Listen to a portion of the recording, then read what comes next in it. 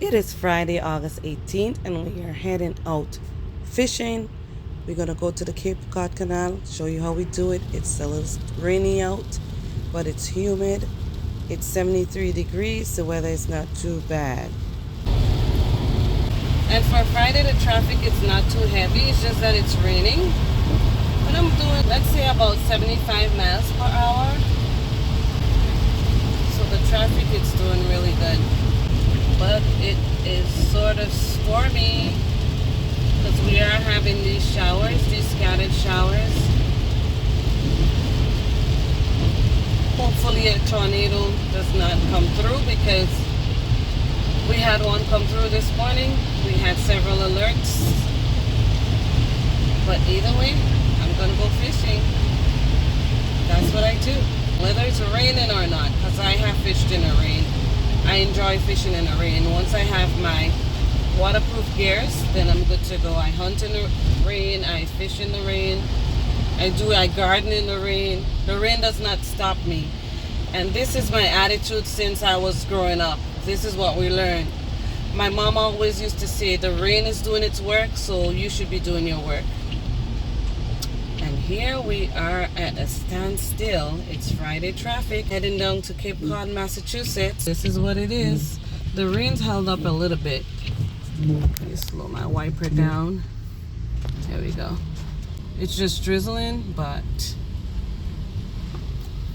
we are heading down,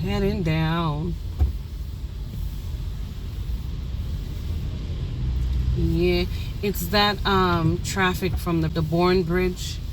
So I rolled my window down because it's just lightly drizzling and it feels a little cooler. I can tell the temperature has dipped a little bit, and I looked up and sure enough we dropped from 73 degrees to 71 so far. But I do have my gears, so that's okay. I've hunted in the past in -0 degrees Fahrenheit. So this is not cold. Once I have my gears, I'm good to go. And we're probably going to only be fishing for a couple hours today. But we just wanted to catch an opportunity, just to see what's going on in our fishing spot. And that's because we were able to squeeze a little bit of time in. And I'm just looking, am I the only one that looks on the side of the street to see if I can recognize different weeds that are beneficial? I always look. Because I read so many herb books and some of the stuff I haven't seen yet with my physical eyes, so I just keep my eye open because I know what certain things look like. But yeah. In traffic, heading on down. We are rolling, but the northbound traffic, as you can see, the vehicles are zooming by. So hopefully when we're heading back up, the traffic will be good. And this traffic is stop and go because of the bridge and the rotary. So I'll show you when we get there. But my estimated time in traffic is about 10 minutes. I've been sitting in this traffic for about 5 minutes already. And it takes me to get to the location probably about, I would say, a good hour. If there's no traffic, it would take like 45 minutes. And we are coming up on the bridge. I don't know if you can see it in the distance over there. Finally, but I still have a ways to go before I can get to the bridge. And it is still drizzling. And it's been 15 minutes so far in traffic already, and it's rolling pretty slowly. So I'm doing just about 10 miles per hour,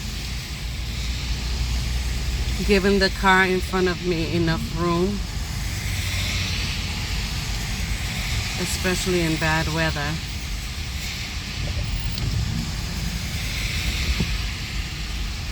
And what happens here is that this traffic here is merging onto the highway. So all that together with the bridge and the rotary, it caused a mess of the traffic. But it's just something you got to deal with. What you're gonna do? Now I'm like literally on the bridge, going uphill.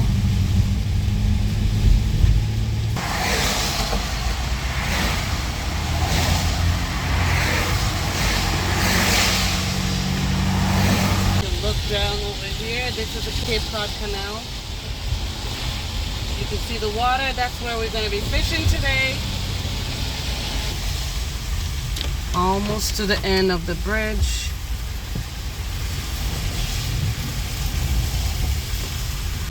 And we have exited the bridge. And we are coming up on the rotary. You see right there, it says Cape Cod. It's a landmark. And we are heading to Sandwich Road. Traffic is still a mess. Weather is still a mess. But the show must go on. We just need to clear the rotary and we'll be good to go. So I have pretty much like a 5-minute drive to get to where we're gonna set off. And when I say set off, we're gonna pull up and offload. So you guys will see how we do it.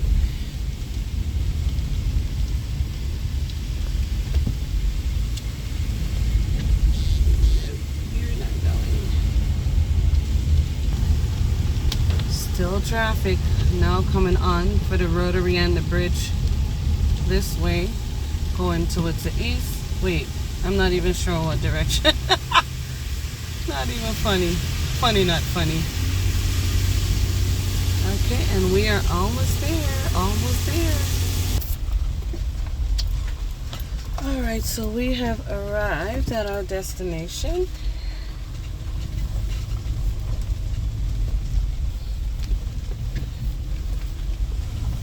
We're just gonna park. And hubby is calling me. I just pulled up. That makes me nasty. Yeah, it is nasty.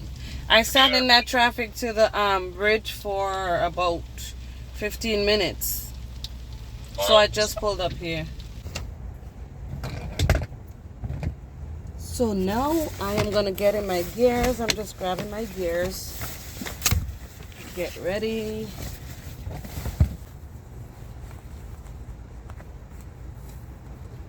It's raining. And I don't want to be wet. I mean, a little wet is fine. So I'm going to get down into my wader. The life of a fisher girl.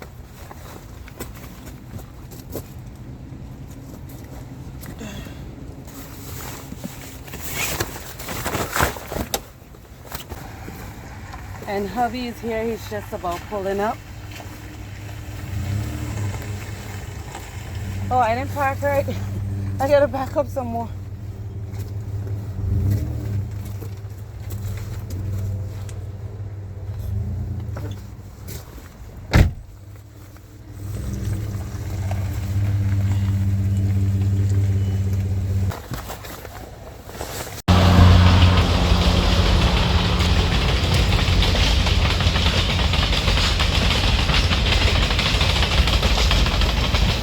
So we got our gears intact, so we can choose whatever. And these were, we designed these ourselves. It's just a milk crate and some PVC where we can stick our rod.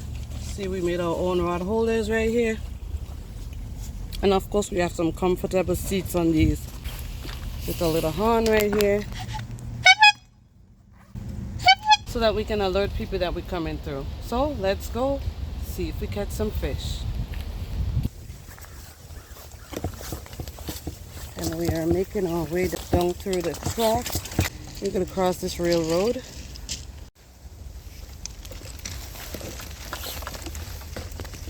This is going to be a bumpy ride, y'all.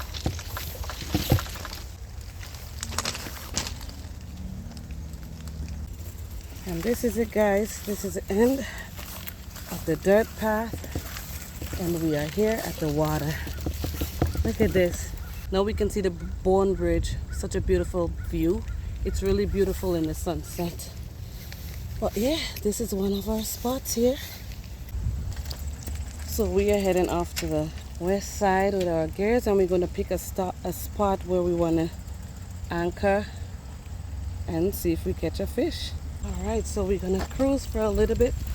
And while we're cruising, we look on the water to see if we see any bird activities, because if there's bait fish in an area, the birds would alert us because they'll be there feeding off the bait. So we fish right where the birds are feeding.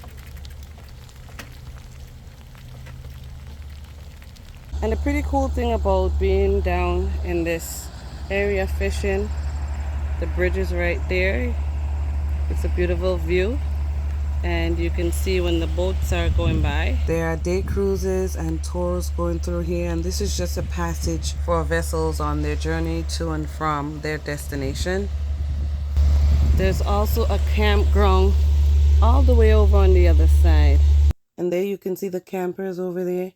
People would come here for a week at a time, 2 weeks, or they'll spend the entire season here.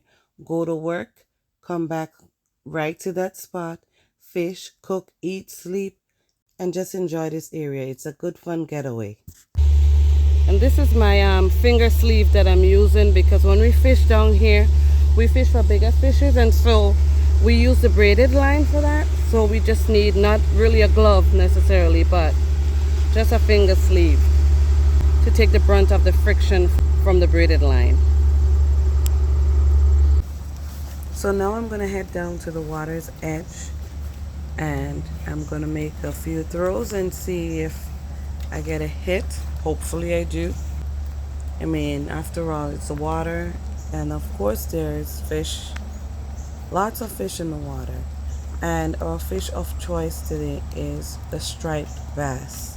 So all we need to do is make a few trips down here, and we can each catch, hubby and I can each catch 1 fish per day. So if we catch a few fish per season, then we have a lot to do with it. We can smoke it, can it up, we can just vacuum seal some and have sufficient to eat for the entire winter season. And here you're seeing me throwing out my line, and this area, if you notice, it's a moving, the water is moving and it's not standing in water. So you don't want your lure to sink at the bottom. So you just gotta keep throwing out and reeling it in, throwing out and reeling it in. And sometimes what we do is jerk the rod a little bit so the lure can look like a real fish. It's disguised and it's made to look like a fish, so a bait fish, so that the bigger fish will catch on to it. Sometimes you do catch like a bluefish in here, and some people don't like bluefish, and the main reason I think is because they don't know how to handle it. You have to bleed that fish when you catch it, and you gotta let all that excess blood run out so you don't get that gamey flavor in it. So once you know how to handle that fish and put it directly on ice, make sure you have ice nearby that you can throw it on. But in my opinion, it's good eating fish. We do go to other locations throughout the fishing season so we can catch different types of fish, so we can have a variety of fish that we can store up and use over the winter season when it's too cold for us to go out there and fish. And whether I catch a fish today or not, it's okay, because I enjoy being out here. It's peaceful. There's no drama here. It's just nature. I'm with my hubby, great company. And frankly, if you want a peaceful life, you have to create that peaceful space. Hubby's gone ahead because we've seen some feeding higher up, and it's a good thing when you have your bicycle and you're fishing here, you can always change position. So I'm gonna head up there now. I'm literally running with my camera because hubby hooked up, so I'm just gonna give you guys that footage. Oh yeah. Ooh. Nice. Oh man, look at that action out there with these birds, guys. This is what you want when you're doing this type of fishing. And the perfect tool to have is one of these canal bikes where you can move around and you can follow the action when it's moving. Oh yeah, I'm out of breath because we've been running, we've been pedaling, we've been riding. This is my fitness workout. Everything I do, everything we do is physical. Yeah, baby. Oh yeah. Okay, hang on. You want to go get him? What is that? Oh, that's stripers. We gotta see the yeah, I can get him. Keep him in the water. We gotta see if he's big enough or too big. Let's hope this one's a keeper. He's gonna measure it. Ooh, good. He's gonna measure him real quick.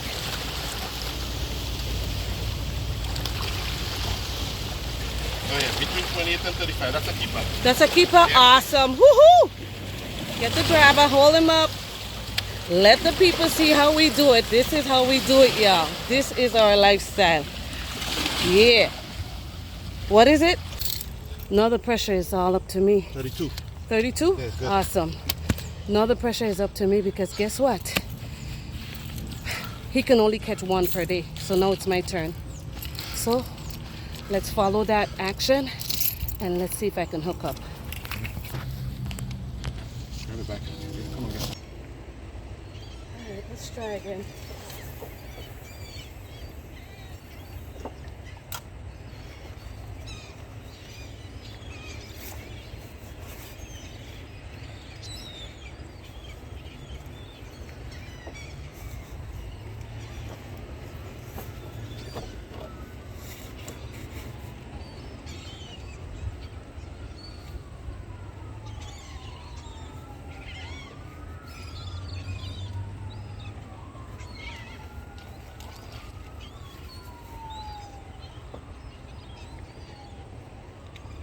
Seems like I have to move again. The birds, the action is gone further down. So I'm gonna grab my bike again and I'm gonna head down there. I'm not giving up. Not that easy. Sorry that I'm not able to show you guys exactly everything I do sometimes because I'm just a normal person, you know, doing normal things. So I'm just gonna bleed the fish, and that's to release the blood, let the blood drain. That will eliminate some of the mess for when we get home.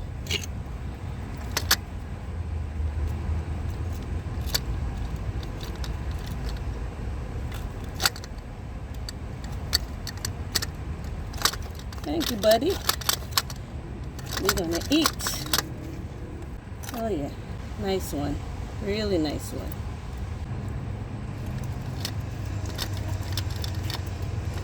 This is not exactly the knife I thought I had in that kit. Looks like there's some more action. Oh yeah. You're probably wondering why I'm not using gloves. If this is a case of emergency and I have to find food and forage and fish, there ain't gonna be no glove. Seriously. And give it back to the wild. Maybe the birds can eat all this.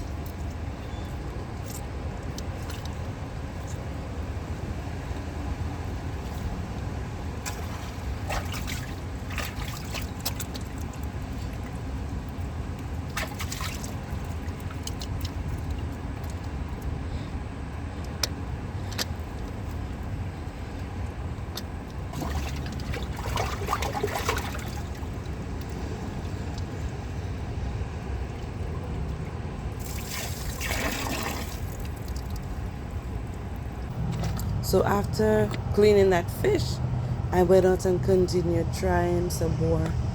Hubby was in a different spot to my left, but we continued fishing for another half hour or so. There was still some action on the water, but we didn't catch anything. But guys, it's fishing season, it's storing up season. Get out there, get your food together, get your preps together, and enjoy some outdoor time. Don't wait for a situation to happen for you to get out there and learn a skill for survival. I hope you enjoyed this video. I know it's a little bit long. If you have any fishing experience or any fishing ideas, please put it in the comment section below.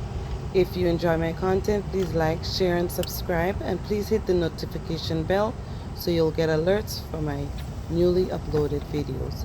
As always, thank you for watching, and I'll see you again next time right here on Fifi's Journey.